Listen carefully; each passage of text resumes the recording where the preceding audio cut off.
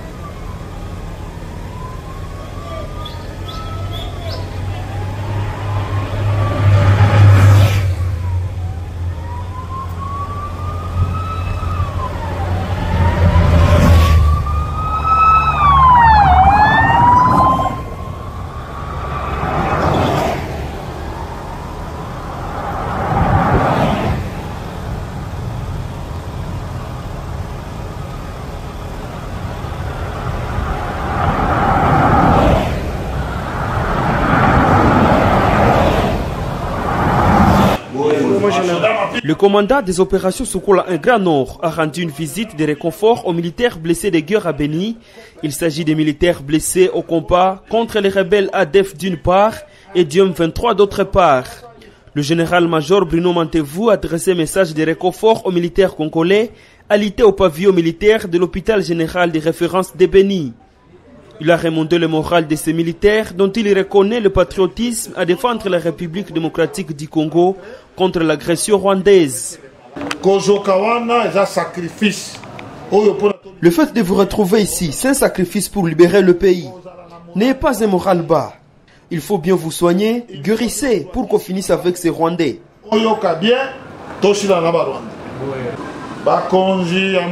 Les autorités du pays, notamment le commandant suprême, vous encouragent. Est-ce que l'avez-vous suivi dans ce discours du Congrès? Il a félicité son armée. Il félicite ses militaires. Lors de sa visite au pavillon militaire, le commandant des opérations Sokola 1 Grand Nord s'est également imprégné des défis logistiques pour une prise en charge holistique de ces militaires blessés en défendant leur pays aux différents fronts au Grand Nord de la province du Nord Kivu. Ce centre de santé Moumole, situé dans la zone de santé de Vuovi dans le territoire de Beni, respire à nouveau après plusieurs mois d'attaques des terroristes ADF dans plusieurs villages dans cette région. Moumole, une agglomération stratégique qui a accueilli plusieurs victimes des exactions de conflits armés et a du mal à accéder aux soins de santé. Dans le cadre de lutte contre les violences basées sur les genres, faites aux personnes déplacées suite au conflit de guerre, l'ONG Toile Lucide EDES et leurs partenaires FEPSI, FJDF et ADDF organisent l'activité des cliniques mobiles pour approcher les soins de santé primaires et l'écoute active à des personnes en situation de difficulté et de vulnérabilité aiguë à zone de santé de Vuovi. Après environ 30 minutes de négociations avec les jeunes armés dits Wazalendo qui coalisent avec les gouvernements et qui contrôlent ces milliers dans l'objectif de la protection de la population, l'ego de l'activité a été accordé aux humanitaires. L'équipe, composée essentiellement des médecins, des psychologues APS, des organisations ADDF et FEPSI et des femmes juristes de FJDF, sont passés aux enseignements qui a réuni plusieurs sinistrés pendant environ 2 heures dans une des salles de cette structure sanitaire.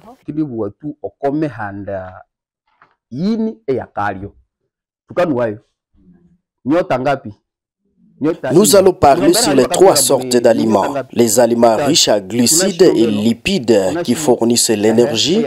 Les aliments riches à protéines qui sont les matériaux de construction. Les aliments riches à vitamines et sels minéraux qui sont protecteurs.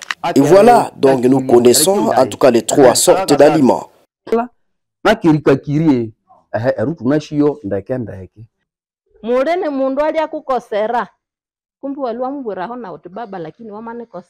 Si quelqu'un vous a offensé, il faut lui dire avant l'état qu'il vous a offensé. Il ne faut pas vous taire alors que vous gardez la colère dans votre cœur. C'est la meilleure façon de se soigner mentalement. Mais aussi, il y a le temps de rire. Je m'étonne en voyant les gens comme au mariage, ça rire, alors que c'est le moment de joie. Il faut chanter, danser et jouer avec les autres. Ces APS et juristes ont créé différents bureaux pour l'écoute des déplacés qui ont des problèmes liés au VBG et autres mentales. Ils ont été consultés un à un pour leurs problèmes de santé mentale, car dans cette partie, il y avait de tueries menées par les islamistes ADF. Dans les activités de cliniques mobiles, nous avons 3 étapes. Nous avons d'abord une partie dédiée à la sensibilisation sanito-nutritionnelle, une sensibilisation psychologique, mais aussi une partie qui est dédiée à la sensibilisation juridique, c'est-à-dire on fait un accompagnement juridique avec nos partenaires.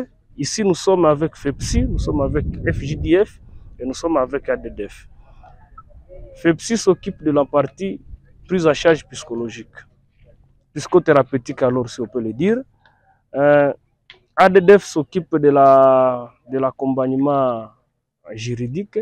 FJDF également s'occupe de l'accompagnement psychologique. Et nous, Étoile du Sud, dans sa structure dynamique de profession de santé, on s'occupe de l'organisation des cliniques mobiles et donc les soins médicaux.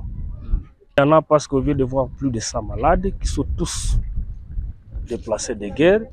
Et il y en a encore beaucoup d'autres parce qu'ici, nous allons maintenant suivre les recommandations qui seront données par la zone de santé et même en préévaluation, on sera même obligé d'atteindre d'autres villages qui sont en proximité du village de Moumole pour se rassurer qu'en tout cas on a atteint toutes les personnes ciblées dans nos objectifs.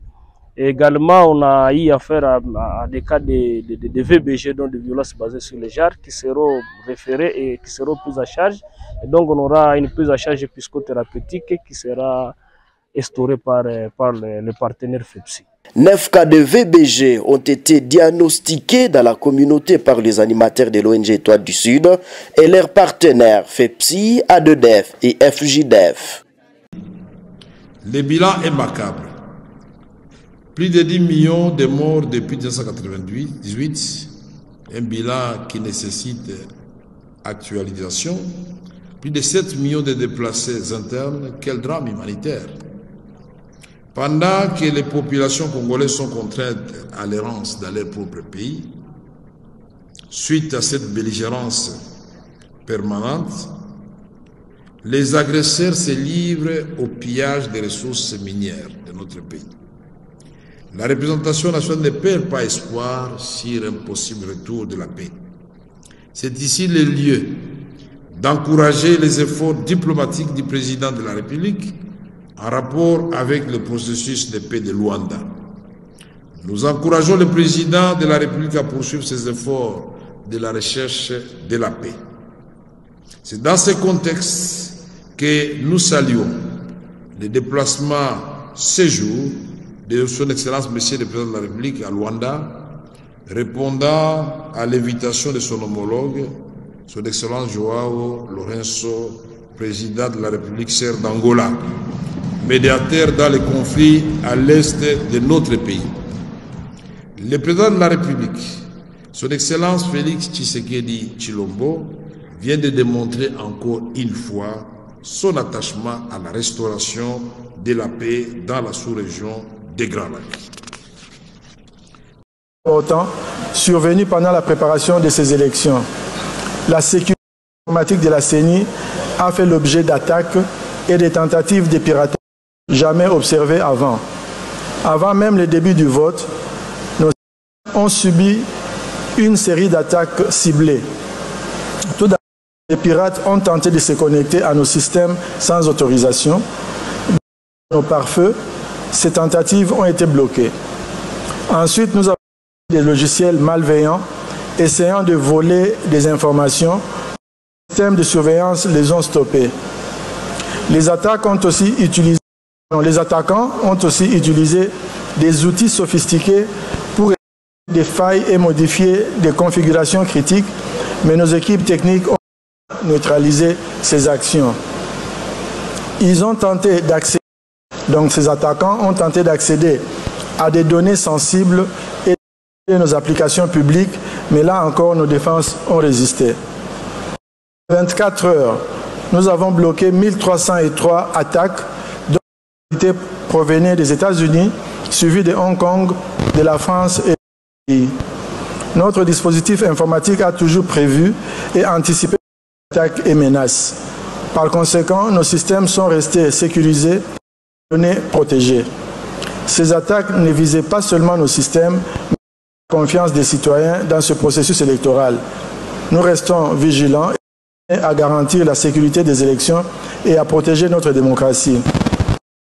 Ces élections sont une opportunité pour la CENI de démontrer l'engagement envers des processus toujours plus transparents, toujours plus inclusifs et toujours plus crédibles. Nous appelons donc toutes les parties politiques, notamment partis politiques, regroupements politiques, observateurs, journalistes, policiers, etc., à accompagner ce processus de vigilance et responsabilité. Votre implication est essentielle pour consolider la confiance des électeurs et pour garantir les résultats issus de ces scrutins, ainsi que les résultats issus de ces scrutins reflètent véritablement leur volonté. La CENI fera une mise à jour régulière de la situation sur le terrain. Je vous remercie. Merci beaucoup.